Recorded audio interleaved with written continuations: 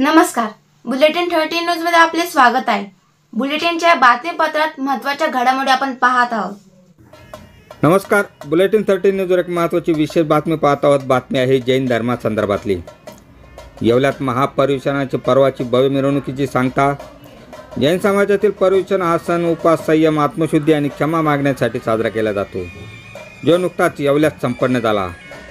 हा जैन धर्मातील सर्वात महत्त्वाचा सण आहे, जो भक्ती, संयम आणि त्याग करण्यावर भर देतो.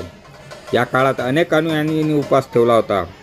येवल्याची परंपरा हलकी ढोल ताशांच्या गजर, अग्रभागी गुरु महाराजांचा रथ आणि भव्य मिरवणूक काढत महापर्युषणाची पर्वाची सांगता भव्य मिरवणुकीने झाली.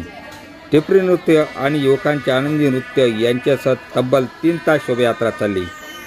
येवला येथील गुलाबराव महाले, सार्थक समदड्या, वृषभ पटणी, नमिश पटणी यांनी 8 दिवसाचे फक्त पाणी घेत निरंकार उपवास 28 तप केले.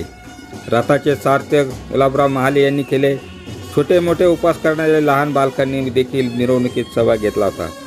डॉक्टर स्वप्नील शहा, सुदेश पटणी, शेखर मेहता, सचिन पटणी, स्नेहल पटणी, पंकज शहा, सतीश समदड्या, अमित मेहता, वैभव मेहता, संकेत पटणी, निखिल पटणी, दत्ता महाले, दत्ता उटावळे, सनी पटणी, सागर पटणी, दीप्तेश पटणी, दिलीप पटणी, विलास पटणी यांच्यासह अजैन बंधू भगिनी मोठ्या सहभागी झाले होते. बुलेटिन 13 न्यूजसाठी विलास कांबळे, येवला. पर्युषण पर्व हे जैन धर्मियांचे 8 दिवसाचं सगळ्यात मोठं पर्व असतं. या पर्वामध्ये सर्वजण जैन बांधव महावीर भगवानची उपासना करतात आणि ज्यांना कोणाला शक्य असेल किंवा जवळजवळ सर्वच जण बिना खात्याचा उपवास, कोणी 8 दिवस, कोणी 7 दिवस, कोणी 3 दिवस असे सर्व करत असतात आणि महावीर भगवानला नमन करून सर्व प्रकारच्या ज्या काही तपस्या असतात त्या करण्यात येतात. आणि यावेळेला 11 साध्वीजी भगवंत येवल्यात आहेत. यातले 3 रत्न हे येवल्यातल्या मुलींनी दीक्षा घेतलेल्या साध्वीजी आहेत. त्यांच्या मार्गदर्शनाखाली अतिशय सुंदर आणि उत्साहात हा पर्युषण पर्व साजरा करण्यात आला. त्याची आज शोभायात्रा, रथयात्रा काढून सर्वांना महावीर भगवानला नमन करण्याची आपण संधी देत आहोत आणि सर्वांनी खूप जोमाने आणि स्फूर्तीने सर्व तपस्या करून आज या मिरवणुकीनंतर सगळ्यांना महाप्रसादाची व्यवस्था केली आहे. धन्यवाद.